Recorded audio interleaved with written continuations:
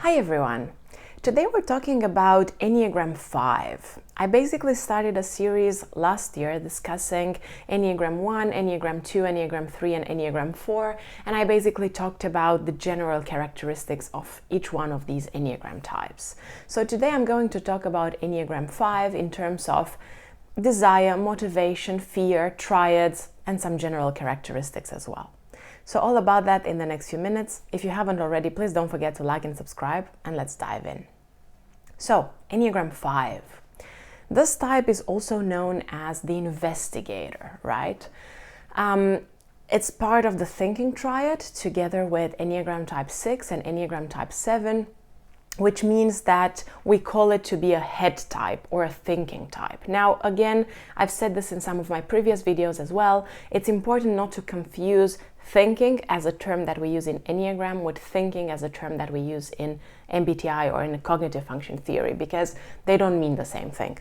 There are some correlations, but they don't mean the same thing. So, Enneagram 5 is a type that is very much described by the general characteristic that we find in the thinking triad, which is, I want to avoid anxiety and find safety and security. The thinking triad is primarily concerned with finding the safety and security. And obviously the feeling that they are trying to avoid or suppress is anxiety or fear. There is a correlation generally between being anxious and wanting to be safe. How do we get rid of anxiety? Well, by keeping ourselves safe, secure.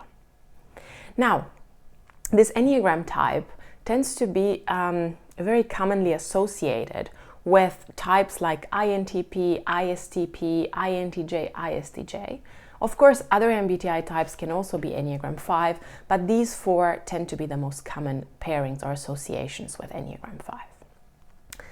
What else do we know about this type? Well, as I said, avoiding anxiety and finding security is a strong motivation, but of course, Enneagram 5 has a specific way of doing that. Each Enneagram type has a specific strategy of dealing with the fear and the motivation. So what this will look like for the Enneagram 5 is that this is a type that will very much care about securing intellectual knowledge and expertise.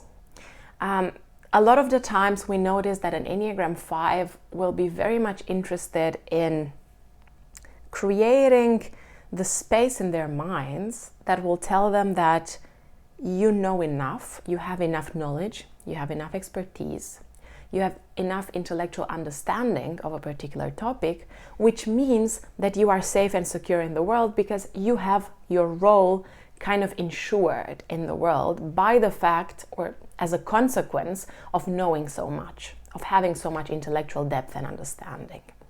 So, how does Enneagram 5 find security and safety? Well, it does it by making sure that they secure their knowledge, that they secure their place in the world because they know enough. A common misconception that I noticed in the community is that Enneagram 5 individuals are the only ones who like to do research. That's not true. Any Enneagram type and any MBTI type can enjoy doing research, can be passionate about doing research. This is not really what this is about, but rather the inside fear and motivation that is specific and characteristic for the Enneagram 5. And what this means is that this particular type will think that, well, if I don't have enough knowledge, if I don't have enough understanding, if there's not enough depth in my intellectual, perspective on several topics, then this means that I'm unsafe in the world because, nobody will want to hire me, nobody will want to work with me, nobody will need anything from me, and then I'm just there floating in space. I'm not secured, I'm not grounded. Other types might enjoy doing research for other reasons, simply because it's interesting or cool or fun or whatever, but that doesn't mean that they're an Enneagram 5. We have to closely look at the motivation behind it and the fear behind it. It is said generally in Enneagram theory that Enneagram 5 grows up believing that they need to take care of themselves. This can be related to many different reasons. It can be that their parents did not provide enough safety and security for them, or that they perceived that their parents did not provide enough safety and security. Perhaps the safety and security was not the kind that they needed, or other explanations. But because of this particular thing, this Enneagram type will be very much concerned with building their life in such a way that they make sure they ground themselves and secure themselves, and they are able to provide for themselves, whether that's financially, intellectually, emotionally, and so on and so forth. Now, if we look at what happens to Enneagram type 5 in times of growth or integration, and also what happens to Enneagram type 5 in times of stress or disintegration. Firstly, Enneagram 5 moves to Enneagram 8 in times of health or integration, which means that it kind of takes on some of the positive traits of Enneagram 8.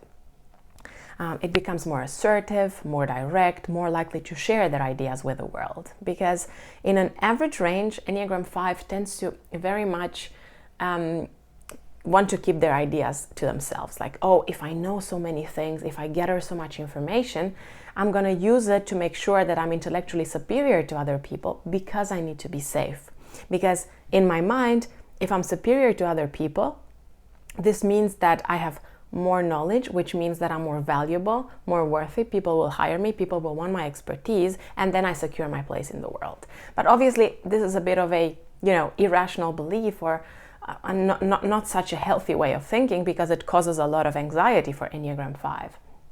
And rather, when Enneagram 5 grows and develops, becomes more healthy, they start looking like a healthy 8, which means that they realize, well, I have a lot of ideas and I have a lot of information on a lot of different topics, or one topic of interest, whatever, and I want to share it with the world. I want to help other people learn as well. So they tend to become better at leadership, at influencing other people, helping other people make concrete steps forward in their development as well, which really is an important aspect that I would like to mention here. Of course, they don't become the same as Enneagram 8, they just borrow some of these characteristics. On the other hand, in times of disintegration or in times of severe stress, Enneagram 5 will look like an unhealthy Enneagram 7. So this means that they will take on some of the not so good characteristics of Enneagram 7, not so helpful characteristics of the Enneagram 7. And what does this mean? Well, Enneagram 5 will say, well, I spend so much time investigating, learning, deepening my knowledge on a topic, deepening my understanding on a topic. But now it seems like things are not really working out for me. I haven't secured my place in the world because, knowledge is not enough. I have not received that safety and security that I was so desperately looking for. This causes severe stress, severe anxiety, and it pushes Enneagram 5 to say, well, if I invested so much time learning about this topic and now nobody cares about it anymore, nobody hires me for it or whatever, now I need to learn about many different things. I need to involve myself in a lot of different projects. So the typical focused and, let's say, a bit steadier energy of the Enneagram 5 will become much more scattered, much more exploratory, which of course in itself is not a bad thing to want to, explore and learn about multiple things and to open up our minds and so on and so forth. But the issue is that Enneagram 5 will be even more under stress because it will feel, or he or she will feel, like they never really mastered anything. Involving themselves in so many different areas and trying to learn about everything at the same time will cause a lot of stress, will cause a lot of pressure. And they will find that in these times they will have the most difficulty actually taking steps forward, making steps forward, and so on and so forth. Now, a couple of other things that I would like to mention is Enneagram 5 is a competency-focused type, which means that their relationship to emotions is quite detached and objective. This is why we often tend to associate this type with MBTI types that are both introverted and thinkers, because out of all of the types, they tend to be the most likely to be interested in detaching themselves from emotions, making logical evaluations, making objective assumptions, decisions, etc., etc.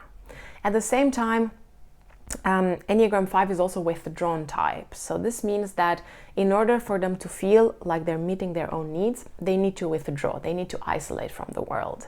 And they tend to be one of the most introverted Enneagram types, at least from a social point of view. Other withdrawn types are Enneagram 4 and Enneagram 9. All of these basically retract and isolate to feel like they actually manage to meet their own needs. And they tend to prefer to work alone.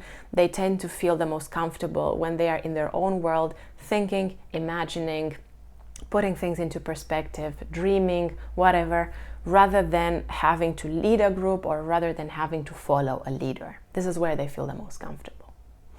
Okay, so these are my thoughts on the main themes and the most important pieces of information that we associate with Enneagram 5. Core fear, motivation, thinking triad, withdrawn type, competency-focused type, direction of integration, and direction of disintegration. What other things do you believe are important to talk about when it comes to Enneagram 5? Feel free to let me know in the comments below. And as always, thanks a lot for watching this video. And if you haven't already, please don't forget to like and subscribe. See you next week.